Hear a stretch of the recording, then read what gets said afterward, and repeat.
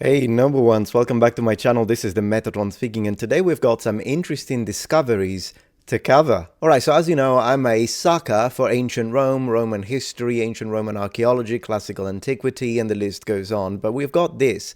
It's one of the top stories. We're going to check it on both. Let me see, Yahoo, Google, I'm going to check it on both. And it's the idea of archaeologists unearthing a remarkably preserved Pompeii bathhouse. And we're talking about a complex built 2,000 years ago.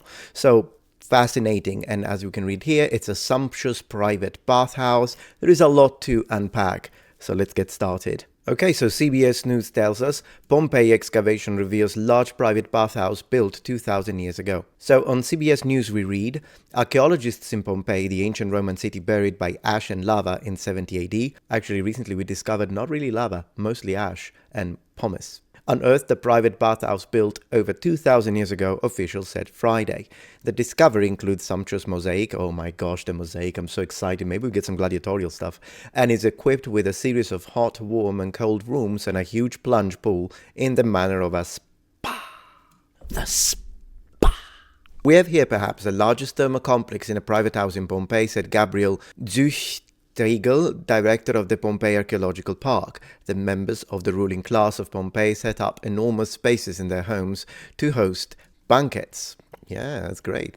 The spa-like baths were unearthed in the so-called Regio IX, a central area of Pompeii Park still unexplored, where major archaeological excavations are revealing new aspects of Pompeians' daily life. There still is, I mean, this could be surprising for some people, because we know how much of a treasure, archaeologically speaking, Pompeii is, also due to the fact of its very peculiar way in which it was destroyed and then covered up, if you will, with all the ashes and pumice that we were describing earlier on, because those act as a way to preserve some of the stuff that, it's still under there.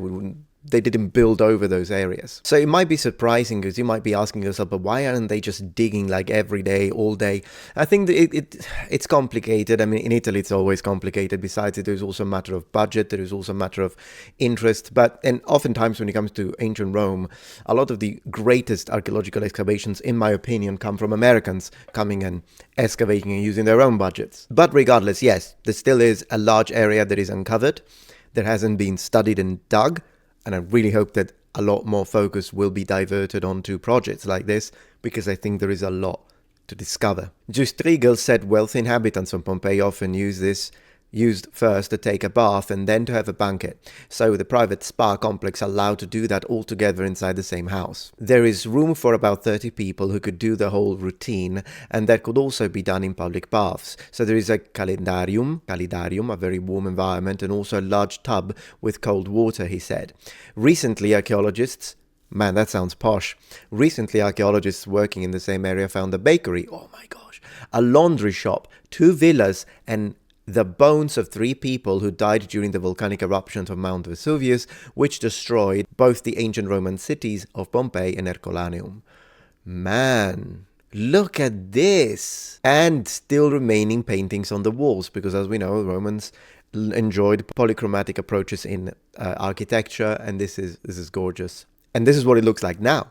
Imagine what it looked like the paints, what it would look like 2,000 years ago. The bodies belonged to a woman who was clutching jewelry and coins, and a young man in his teens or early 20s, the BBC reported. Can't really use those in the next life. The pyroclastic flow from Vesuvius came along the street just outside this room and caused a wall to collapse, and that had basically crushed him to death. It's terrible. Sophie Hay, an archaeologist at Pompeii, told the BBC. The woman was still alive while he was dying. Imagine the trauma, and then this room filled with the rest of the pyroclastic flow, and that's how she died. Okay, they don't tell us much about, well, look at this. Look at this picture. Whoo, we've got some red, a little bit of teal, gorgeous blue. I love the combination of colors. And the amphora. Could you imagine like something as brittle as an amphora, or like even any piece of pottery, to be honest, lasting for 2,000 years and surviving earthquakes and a volcanic eruption? Man, what are the odds? Like, mathematically. Fox 10, we read, Pompeii, the ancient Roman city buried by ash and lava. Okay, so basically it's a copy-paste of this. I hate copycats, but there are more pictures, though. It's like, come on, write your own article, right? Am I right? Anyways, look at this. This is pretty deep. It's like a private pool. And then imagine this will be filled with water to the brim, so then you can enter, sit here if you want, and then oh, this would have been great. What we know, the baths, which consisted of hot, warm, yeah, it's the same thing. This is a nice picture. They have more pictures at least. Credit courtesy of the MIC Archaeological Park of Pompeii. So this must be the bakery, I imagine, because maybe this is the oven, old school stone oven, of course, unless it's the fireplace in the villa, in which case I'm wrong. All right, so this is nonsense because they're just repeating the same stuff. Yeah, here we go. Another website, same thing, copy paste, don't write your own thing, copy paste. And here's the funny thing. Could you imagine if the original article was actually written by AI? You would even the same pictures, come on. Could you imagine like AI writes something and then a bunch of people copy paste that and... I'm gonna have to write my own article on this. Let's see if BBC did AI.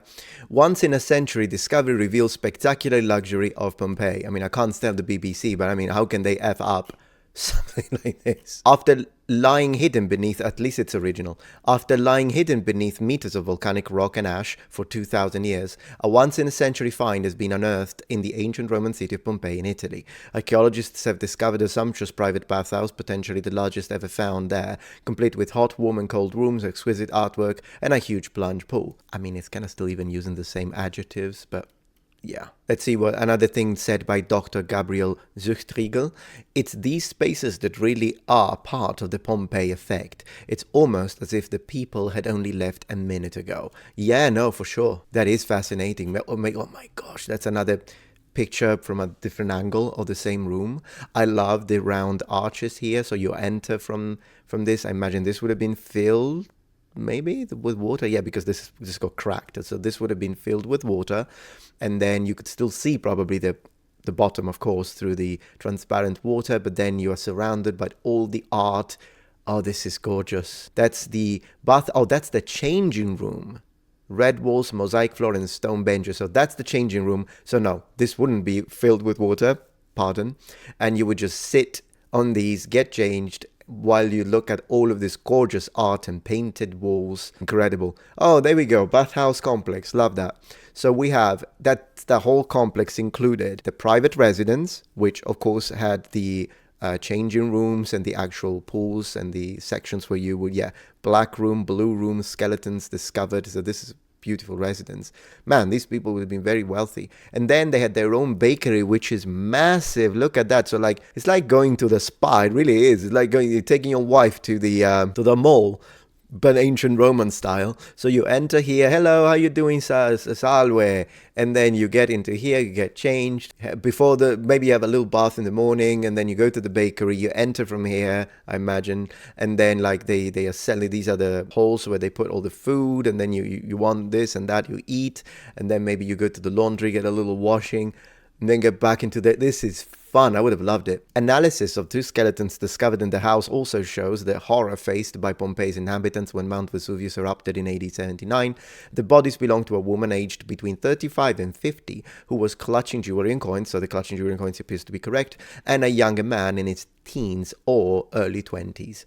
They had maybe family members, who knows. They had barricaded themselves into a small room but were killed as a tsunami of superheated volcanic gas and ash known as pyroclastic flow ripped through the town, possibly even asphyxiated to death, as that is reported in the sources. Unfortunately, the people that stayed in to try and find shelter, they were most of the people that didn't survive. If you were in ancient Roman Pompeii during this, you should have tried to run, but then again, even people who ran still died because of all the... So it kind of depends, depending on where, I think, on the town you were. This is a dramatic place, and everything you find here tells you about the drama, says Pompeii conservator Dr. Ludovica Alesse.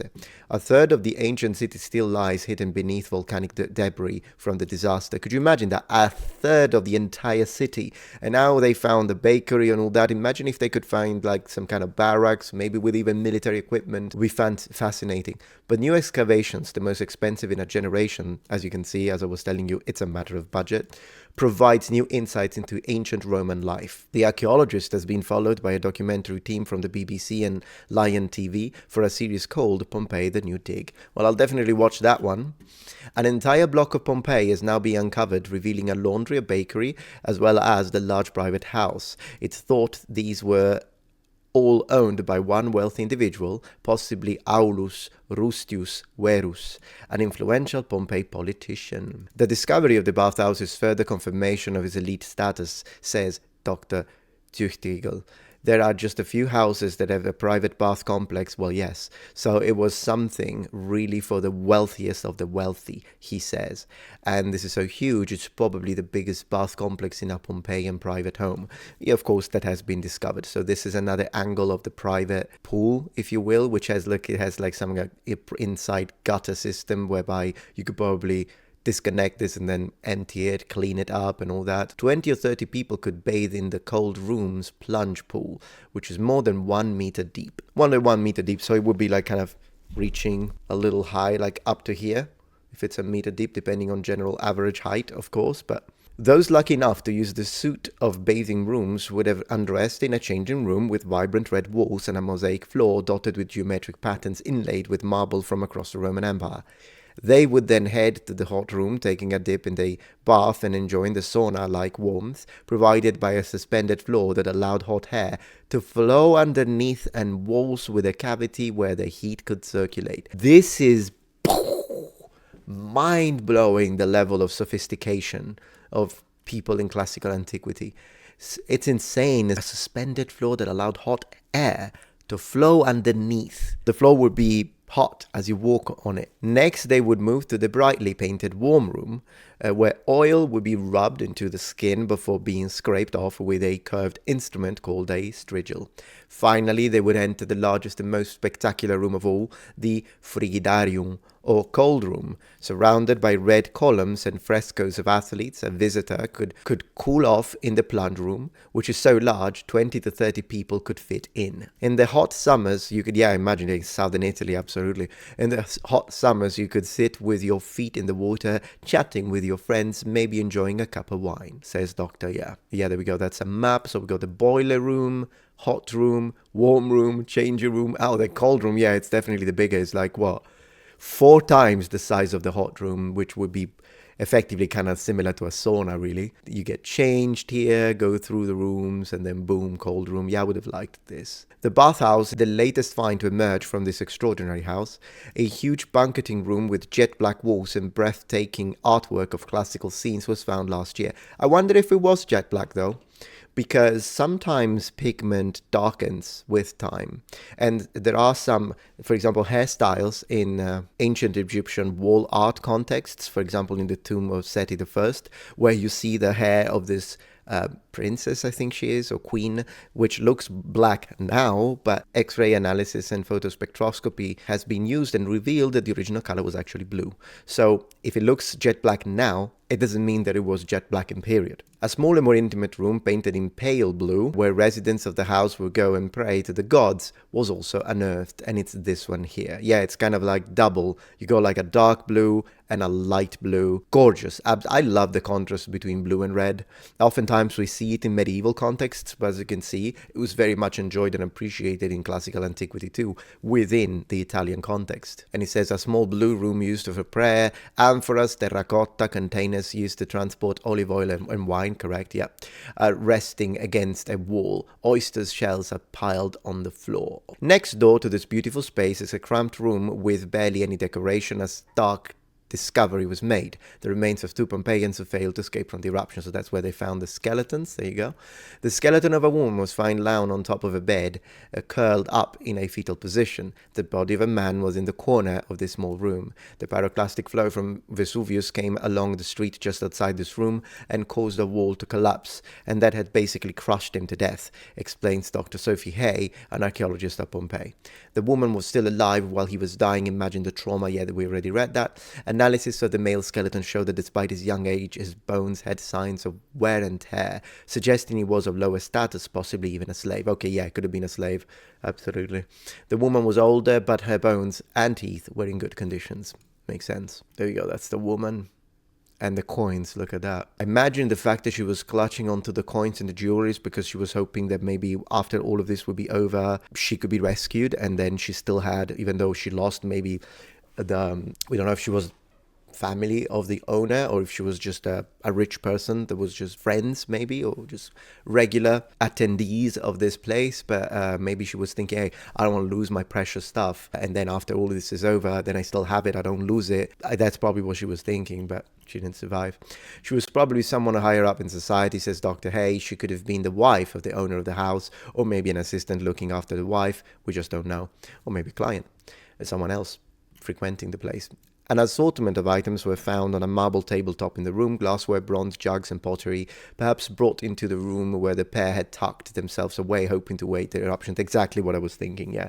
They thought they could survive it, and they kind of collected the precious stuff so that they wouldn't lose it. But it's the items clutched by the victims of particular interest. The younger man held some keys, while the older woman was found with gold and silver coins and jewelry. Yeah, a pair of gold and natural pearl earrings found close to the female skeleton. These are kept in Pompeii's vault along with the city's other priceless finds, and we were given a chance to see them with archaeologist Dr. Alessandro Russo. The gold coins still gleam as if they were new. Well, yeah, that's a characteristic of gold, as I've addressed a few times. It's it being a noble metal. It will, like, you might need to maybe polish it a little bit afterwards, but it will. It's basically, it doesn't rust. That's why gold is always in fantastic condition. That's why it's so precious. It's one of the reasons why it's so precious. And he shows us delicate gold and natural pearl earrings, necklace, pendants, and intricately etched semi-precious stones.